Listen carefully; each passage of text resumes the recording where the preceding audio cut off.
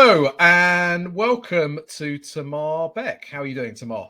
I'm good, thank you. Nice to see you, Dan. You too.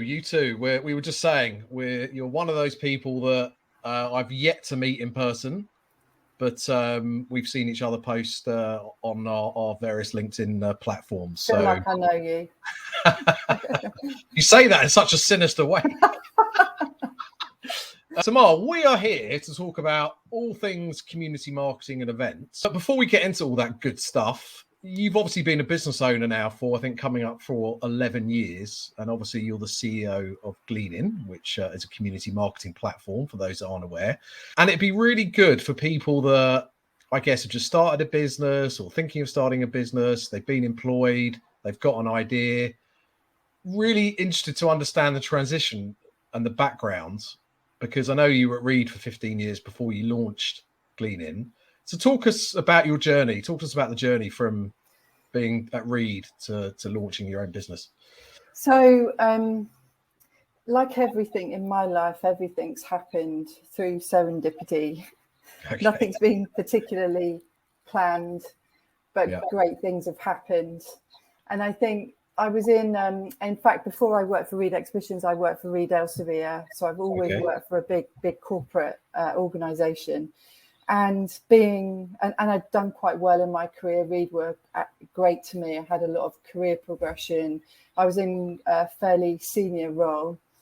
But the exhibitions world is run by men.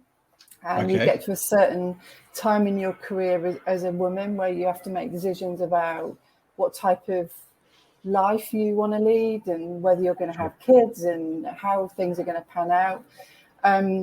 And I just kind of got so tired of it and decided that I just didn't want to kind of fight anymore for that place. I absolutely loved my job and the people that I worked with, but I just decided I was not going to go the next step because of the cost to myself and kids and stuff for doing that. And so I had my family. Reed were great to me because they didn't let a lot of women go part-time in those days. I was full-time or get out.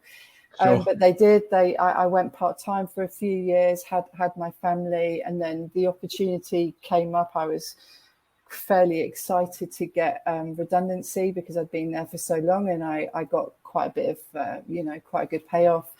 And I made a vow to myself at that point that I would never do another job or work on projects that didn't really excite me. And I kind of envisaged that actually what I would do would never work in a proper job ever again, but I would maybe work with people that I really liked and do freelancing and that kind of thing. But I took a bit of time off, and then I just got introduced to AJ and Peter, who are the co-founders of Gleanin, and they're techies, so completely different space. And I actually just got asked to do a bit of consultancy with them as someone that I previously worked with said, talk to Tamar because you're looking at the exhibitions business and she'll be able to, tell you what she thinks of these ideas. And they'd happened upon the exhibition industry. They built a kind of Twitter social listening tool back in the day, and they wanted to talk to someone from the exhibitions industry. And I thought, oh my God, this is going to be like a really techie project, but I'll go in and, give them my honest opinion. And kind of the rest is history. I really loved what they were building.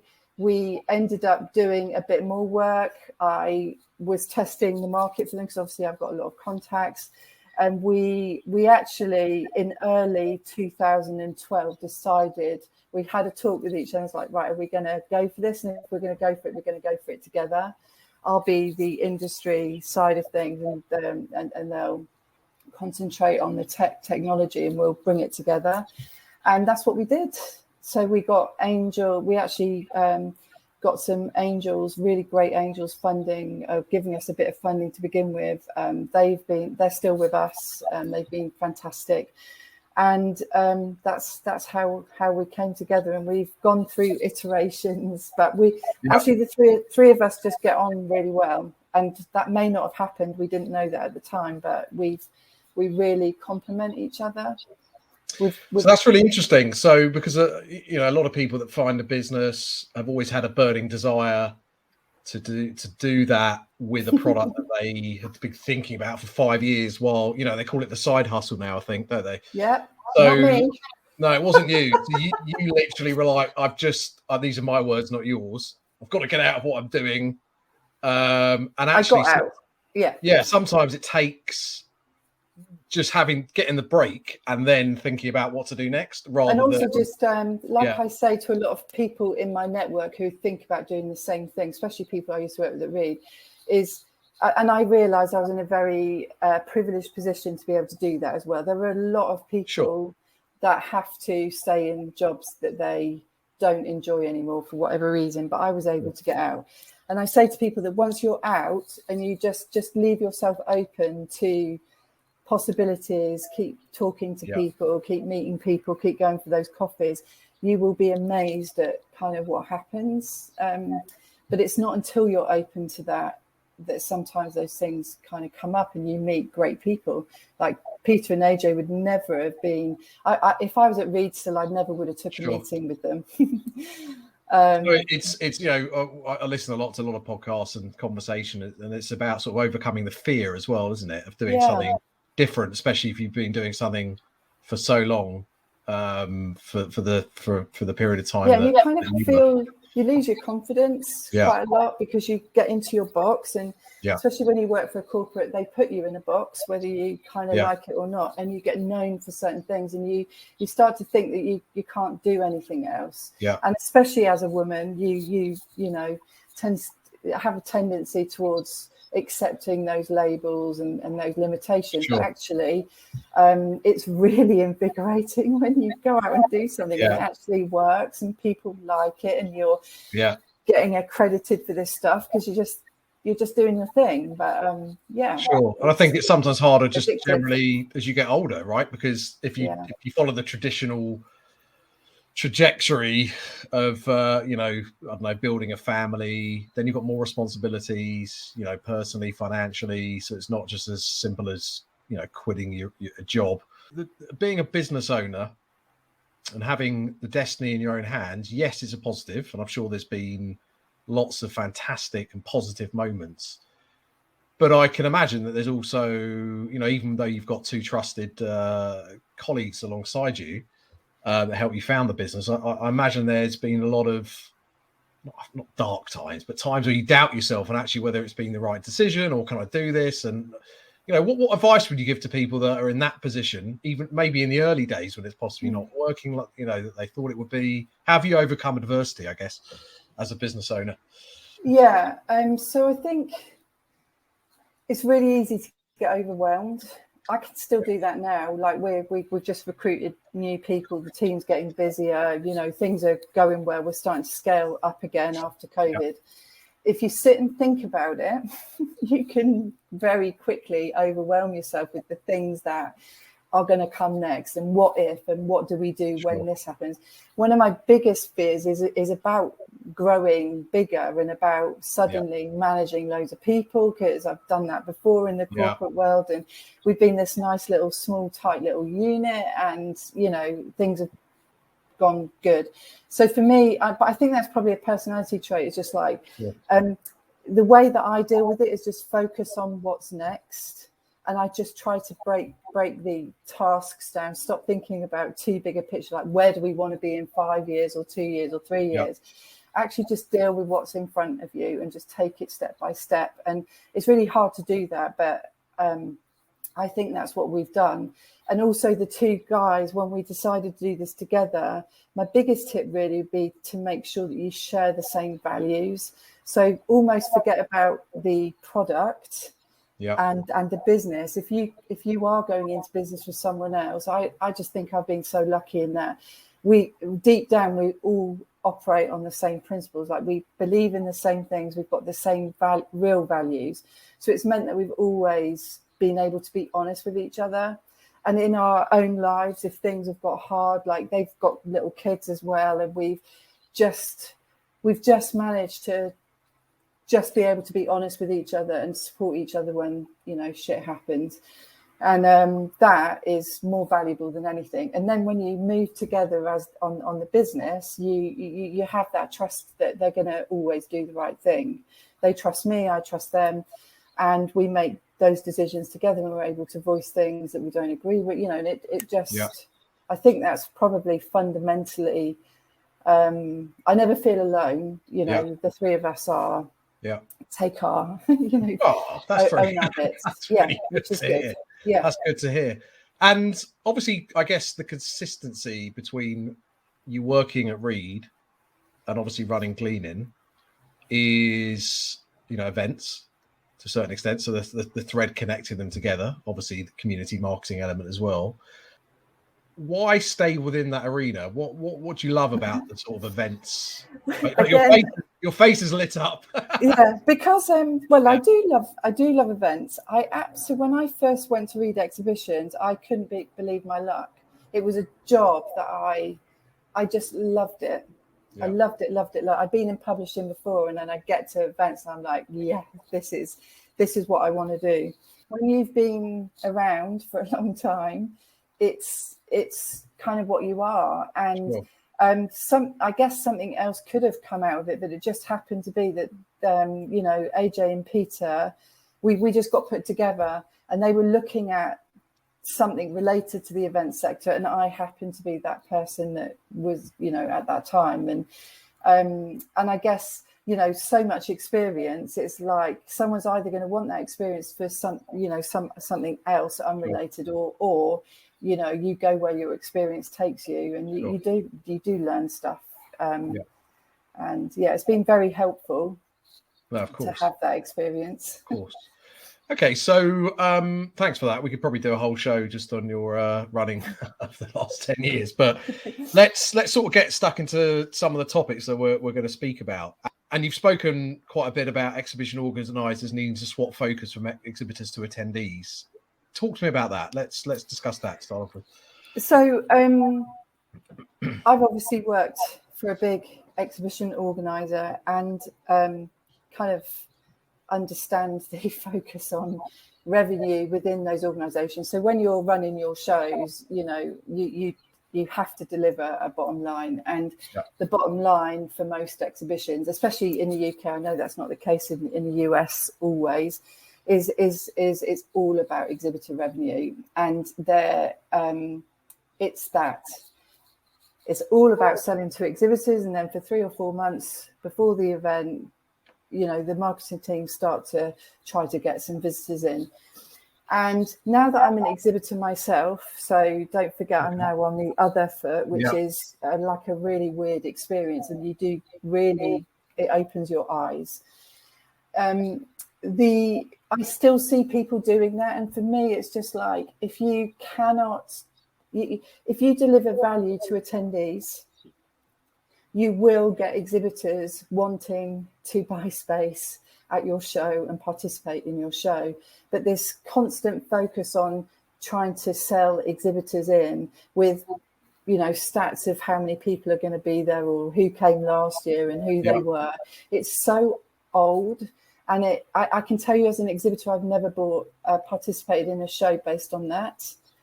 I talk to people that I know and say, is this good? Has it got a good reputation? I hope that I know some people that attend it and they tell me good things. And if I get a sense that it's serving a purpose and it's valuable, then we'll put money into it and we'll participate.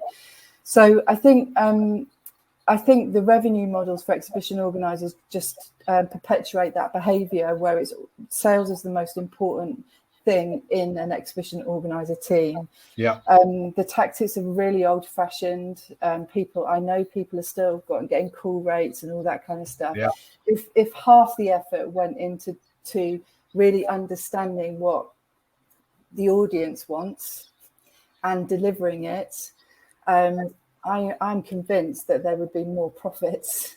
But it would take investment, and every year on my shows at Reed, and I'm not slagging them off, I think a lot of them are the same, trying to get investment. We do all this research, we talk to attendees and they tell us what they want, and we'd go every year with a plan and say, this is what the market says that we want, this is what we need to do, this is how much it costs, and it'd be there are some people doing great things. Like if you look at Informa, who parts of Informa, like Informa Tech and Connect, they have whole media businesses as well. They're just far better positioned to start. Actually, they deliver value to communities or groups of people with shared interest, and events is just one other thing that they deliver, but they've got a different mindset, and the mindset is that we're serving a particular industry sector and we're trying to educate them, and we're bringing them together on occasions, and sometimes we'll be introducing suppliers into that,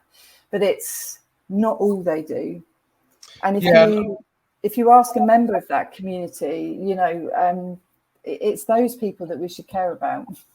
I think you're right. I think it also sometimes depends on, if you have the luxury of launching something, then you can always start from scratch, right? Yeah. And so if I was to launch an event now, actually I wouldn't launch an event. As you say, I'd look at the community, see how they're best served. I think, pre-COVID, if you had an existing event and you didn't have all the stuff around it, it is easier to go back, I guess, to doing that rather than throw away the whole sort of business model. Because you do speak around designing around the needs of the community members and trying to build a community around a single event brand is challenging. And you reference in some of your posts some membership associations that do this very well. Sort of bring that to life. What have you seen that organisers could sort of take from them? So if you look at in the US, most of the big trade shows, or a lot of the big top 100, are run by actual membership associations. They've got associations for everything. Sure. We really didn't understand that very well when we kind of started moving into the States. But they have they usually play by a different set of principles, and because their existence is about serving an industry, membership, delivering value, lobbying, all sorts of things that they're doing for that community. Again, the event is one aspect of it. Sometimes that event can be profitable, but profit isn't the primary driver. But they're trying to do other things in that. That doesn't mean to say they don't get caught up in selling shelves, but stands and things. But I think they're closer to the end user, closer to that attendee than exhibition or for-profit exhibition organisers tend to be, because there's that model in place, which is like, we make money off exhibitors, so exhibitors are always the primary or the priority for us. So we sell to exhibitors. We sell them sometimes stories that are not real, or we try to come up with things we think are valuable to them because we've got to sell them before we've got the audience, and it's all just kind of the wrong way around. It just feels the more I think about it, the more crazy I think it is. Even if you want to fixate on your exhibitor, honestly, I don't think exhibitors care how many people came. I'm an exhibitor. I do not give a toss whether it's 5,000 people or 10,000. All I care about is, who did I have conversations with? Exactly, yeah. Were they valuable?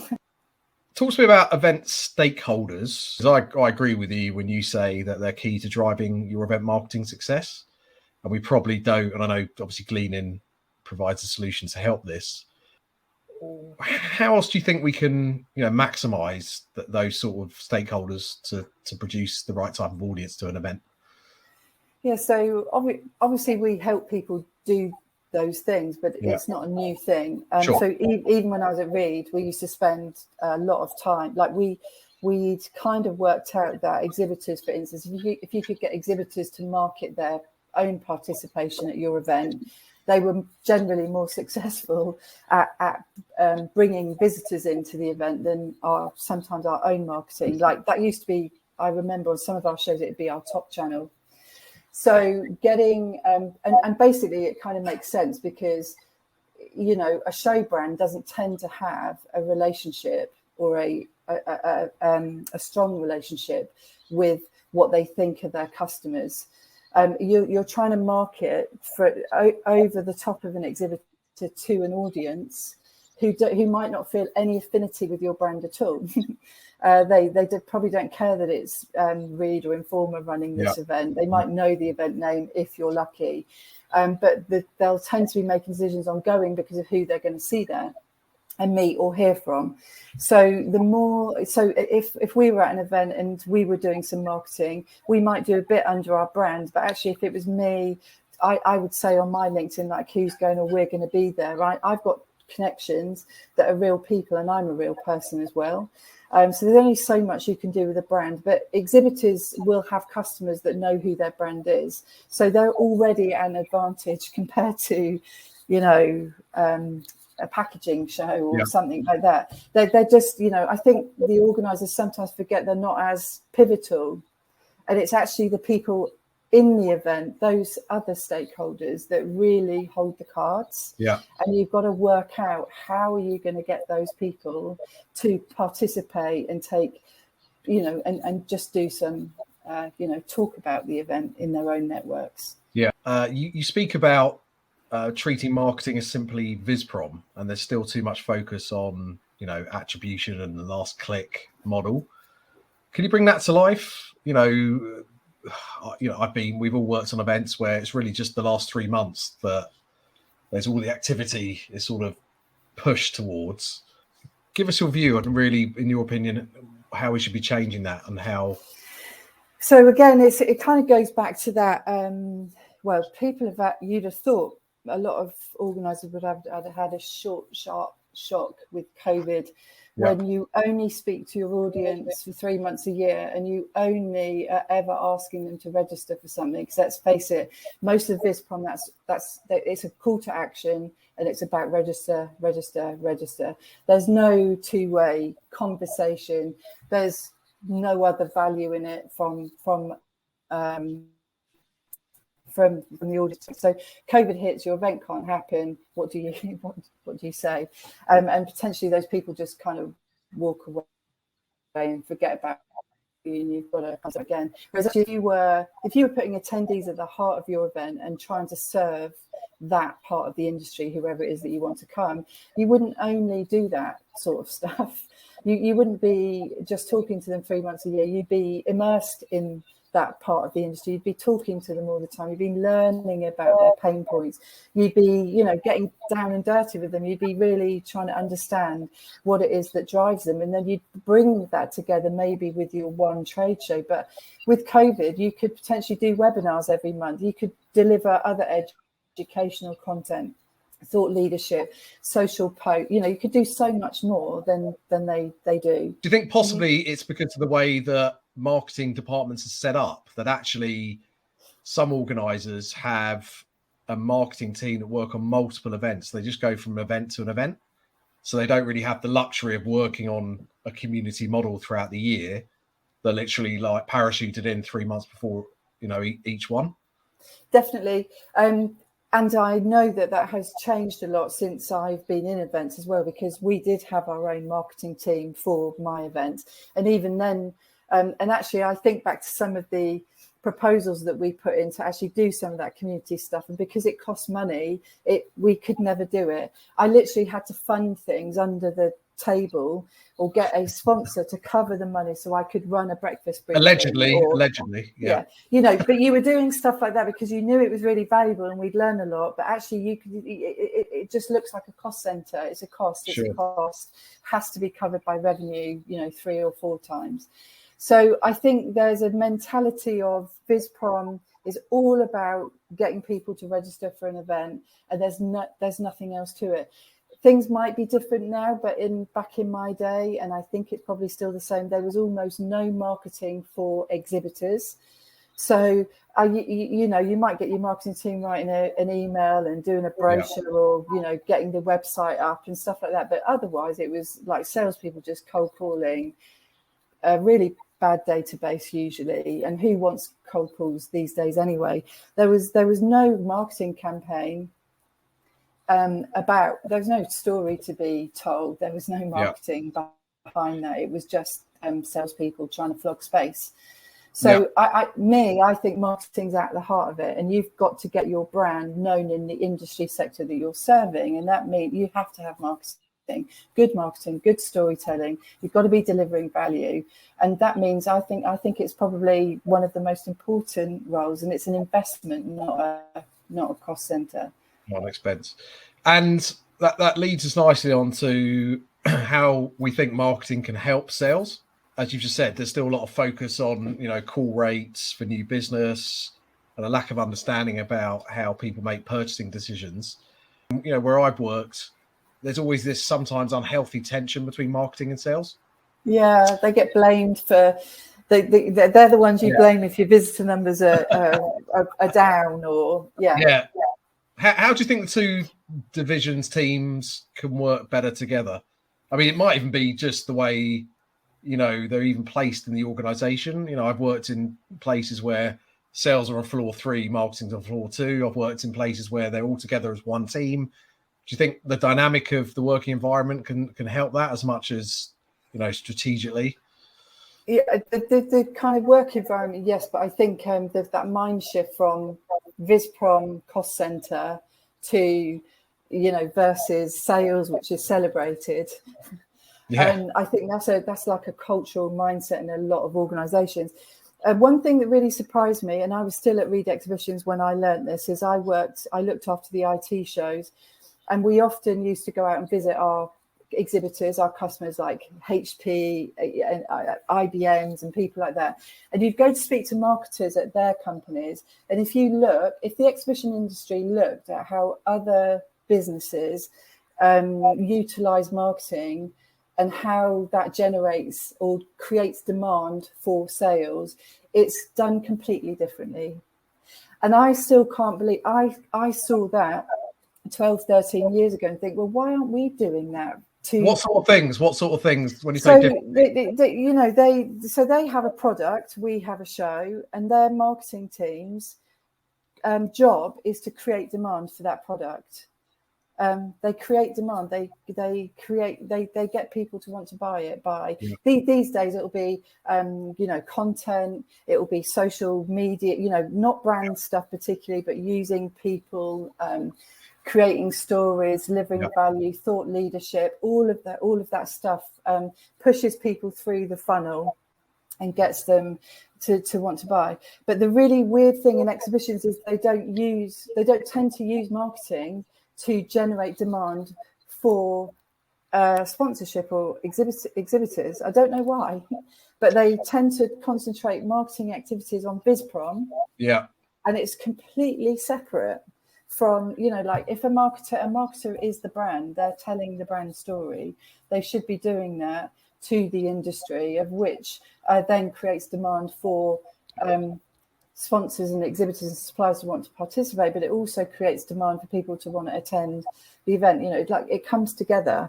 That's what your brand is, the value. Yeah, I think you're right. And it also, I think it potentially needs different types of skills now within the sales team as well. Yeah, new talents coming up. It's not just about, obviously you want to have an appetite, you want to, enjoy the sales process and closing deals. But as you say, you need to have an appreciation, and this comes from the top as well, that it isn't just about bashing the phones. It's consultative, it is storytelling, it's thought leadership, it's, advocacy of your brand. Yeah, and I think, marketing's job, it's about what you're doing with marketing is you're creating demand.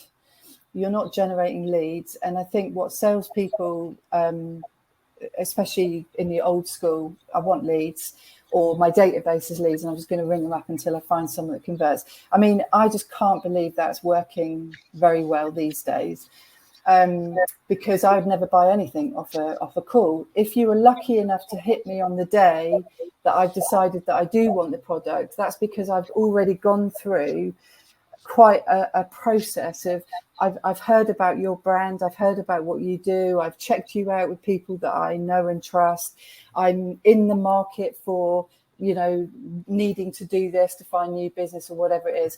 People take themselves through that, and it seems to be that in terms of the way we sell exhibition space, we're not trying to tap into any of the things that actually influence people's decisions to buy.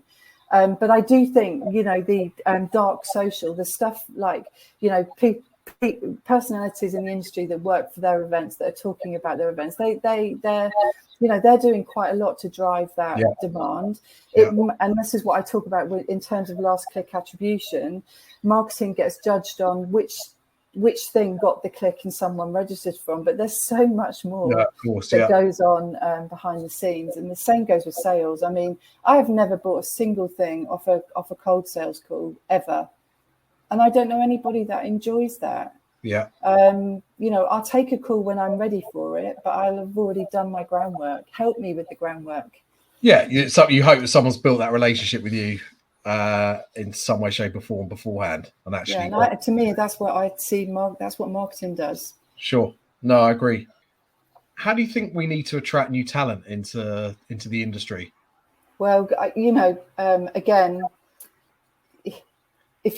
everything we just spoke about just then makes it feel like not an attractive industry to work in if you are a marketing professional. We've got some great marketeers in our industry who I hope most of them are working in positions where they are allowed to, you know, do those things, and they're not just, you know, cranking the same old wheel and process every time.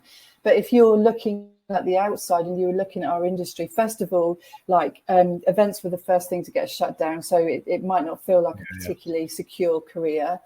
Is it exciting? If you went for an interview, it depended on who you're interviewing with as a marketer, would it feel exciting compared to an agency or somewhere where marketing was like your core business and you were really valued? If you're going to attract people from outside the industry in, someone with digital marketing skills, qualifications and experience, you've got to pay them a lot of money and give them an exciting career opportunity and growth.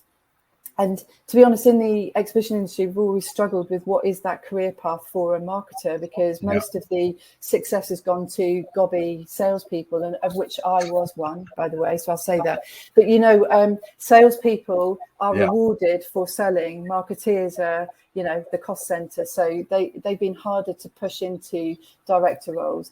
But I think they make great directors.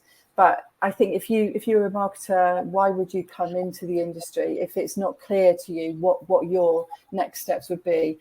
You know, how much are you going to learn? How much freedom are you going to have? How many exciting projects are you going to be working on? Yeah, and you've got to pay. You've got to let marketers do their thing. You don't want salespeople telling marketers what to do, or even CEOs of exhibition companies who won't be marketing specialists. If you're going to bring them in, you've got to embrace their skills and let them do their job, because they are professionals. It's, you know, I'm not a marketer, but I'm just fascinated. I'm fascinated with it, and you know, I think it's good to be curious and let people, you know, do their thing. And obviously, people need to look at, as you said, a career path, and I guess who's currently in the senior positions in the industry. I know. Well, you're shaking your head. I'm saying I can't think of one. Talk to me about industry leadership, because I know you've got some views. So, well, I cannot wait for the makeup of our industry leaders to just start looking different. And I think that, and that's not just for being different. I think it will really fundamentally change the cultures inside the businesses and the future of the products and what they do. When everybody looks the same, everybody talks the same, everyone's got the same views, you end up just doing the same thing. And I think that's kind of where we are. It's great to see more women coming through, but it's still really hard. There's still an old boys club. You know, sometimes I wonder how that recruitment happens at the top level. You know, you know, whilst all those golf games and stuff are going on, you're going to keep seeing people moving on. And I love, you know, some of those people I really love, and I've got great relationships. It's not a diss against them. I'm just saying, like, this part of the industry is really behind other parts of the event sector, like corporate events and all that kind of thing. And it's so you're talking really, about the exhibitions industry. I'm talking about exhibitions in particular, because I don't really know about much about the other side of it. But I just think compared to other industry sectors, it's really behind, and it has quite old-fashioned tactics and the way that it views itself and all that kind of stuff. And I actually think I honestly believe it will be more successful when it starts to look more diverse. Sure. Because how do we affect that change? Because I know you're part of the Women in Exhibitions network in the UK. Do you think those sort of organisations are what's needed to? And it's not just about. Yeah, I mean, yes, I do, just because it brings a focus. And I think one of the main things that Women in Exhibitions is trying to do is nurture and support the younger women coming up through the industry, and trying to nurture them and help them grow their careers, as they might be the next leaders in, we hope that some of them will be the next leaders in the industry. So I feel like we've got a duty to do it and to support those people, make sure they've got mentors and stuff that are going to help them. I think men should be part of that. So I kind of like, I wish we didn't need to have it. Yeah. Because you want men to be part of that change, men pushing and supporting great women that they see in their industry and putting them forward. But people at the top need to make space for that to happen as well. So it's got to happen everywhere, and it's not just women. There are other diversity. I mean, most of the people in our industry are white. Most of the people that run the big corporates are white men. So diversity, whatever it looks like, will mean that people come to their roles with different experiences, and those different experiences, you don't all have to have degrees. I haven't got a degree. They don't all have to have this experience and that experience. They don't all have to work in exhibitions for 15 years, and they don't need to know the process, but they will bring value if you give them space. And I just think we desperately need that, because it's 2022. I mean, it's shocking sometimes. Everybody needs to just have a little word with themselves and say, have I really, when I recruited for that position, did I really make sure that that it was a position that looked like it was open to people that I didn't know, or if I want those people, I've got to make sure that the door is open for them. And just the way your company looks can sometimes feel like it's not a place for you. Sure. Just want to move on, talking about there's been some talk again on socials around people's values and how they align that to maybe clients they take on board or events that they work with or even exhibit at. So potentially boycotting events, for a better word, because you don't agree with the values or the politics of a city or a state. Obviously, event organisers like Hive have had to pull out of Russia. What's your view? God, this is a really hard one, because as you saw, I was commenting on something yesterday. Yeah. So I like to think that I would be someone who would take that, stand up for the principles that I've got. But I have worked for an organisation, and I've worked for Reed when we run the DSCI, and we used to, go through protesters every day to get into the office. Yeah. Now Clarion have that to deal with, and when we're bandying around those things, so I think that conversation on LinkedIn at the moment is being caused by the anti-abortion. Some of the anti-abortion stuff that's happened, and it's all around that. But I've been in positions where I think, maybe my company is doing something, or there are shows that maybe we, is that with my values or against my values? So now that I've been in that position, and if you work for an organisation, you're only going to be able to do so much, or sure, be in a position where you can walk away from your job. And not everyone can do that, even if it's against their principles. But as a business owner, and because I've got a great relationship with the two co-founders, I think that we could have that, and we have had a conversation along the lines of something that we didn't want to get involved in because it was against our values, and we took the decision to say no to the revenue. Yeah. I don't know if we were in, and I like to think that nothing would be worth sacrificing some of those principles, but that's because we're that's because I work with those people. You could be in another organisation, work with another partner, and you might have opposing principles. And then what do you do? Yeah, I guess if you're making a choice as an individual or as a bigger business or with, you know, a couple of colleagues, that is going to make a difference to what you can and can't. Yeah. So I think everyone on those posts I've been seeing is like, if it was a personal thing. Sure. So if I'm going to go to an event in the US, you know, I might decide I'm not going to Texas now, for instance, but I can take that decision personally not to ever go on holiday in Texas or anywhere near Trump or anything. You know, I can make those decisions. But as a business owner, it does need careful thinking about, and the way you communicate it as well. Like, I've managed to get myself out of, and I'm not going to mention the situations, but you know, you don't want to have confrontations all the time, but you know that you don't want to work with someone, and it's like, are you going to tell them why, or are you going to just, you know, get yourself out of it in a different way? Yeah, exactly. Covered a lot. We're reaching the end. Just give us a flavour of what is going to be coming up for Gleanin over the next months, years, anything that... Well, like I said, don't like to think too far ahead because it gets a bit overwhelming. But for us, we've got holidays. Yeah. We've recruited 3 new team members recently, so it's great. We're getting to know each other. We are focused on starting to scale. Like, obviously COVID hit us really badly because before then we worked with very much live events, but we're really proud that we've managed to actually turn our business around.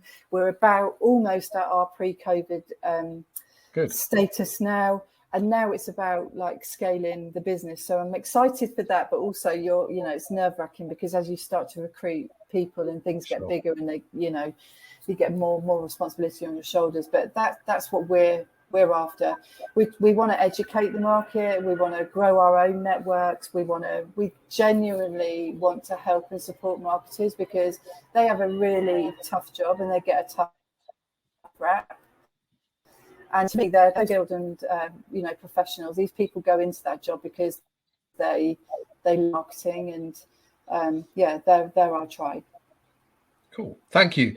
So, final question: you are unfortunately, let's hope it doesn't happen, stranded on a desert island.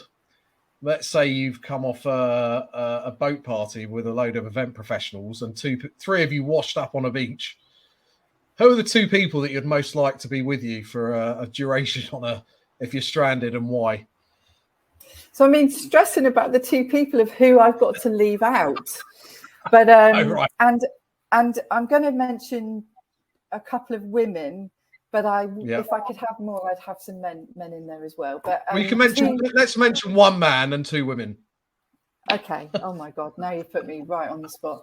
So my 2 women would be Chloe Richardson, who I've only met a couple of times, but I got to know during COVID, and we've got some nice little WhatsApp book clubs and things going on. For her endless optimism and just being like a really just great person. And Sophie Holt and actually they both work together now, so that just shows you how we've all been networking during LinkedIn, during COVID. And Sophie Holt, for her just wit, and I just love her. I just love her approach, and I could spend a long time with her, and we'd be quite entertained. And in terms of a guy, who's the lucky chap? Who's the lucky chap? I can't really. It would be wrong to probably nominate someone from my own team, but it'd probably be Jerry. Who's no? You can't have everyone from your own team. No. I'm not. I don't know then. I mean, it's a tight one, but maybe like Adam Parry. I'm trying to think. There's so many people that I've had great times with at shows, but Adam, Matt Coyne.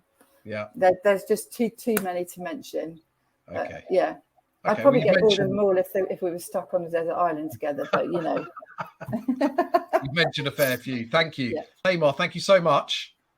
Really interesting. Some great views, some good content. We managed to extend it to almost an hour, but I think it was worth it because there's a lot of I think I could definitely have you back on as a weekly guest putting the world to rights on lots of different issues. So thank you, Tamar Beck, who is the CEO of Gleanin. You're welcome. Thanks.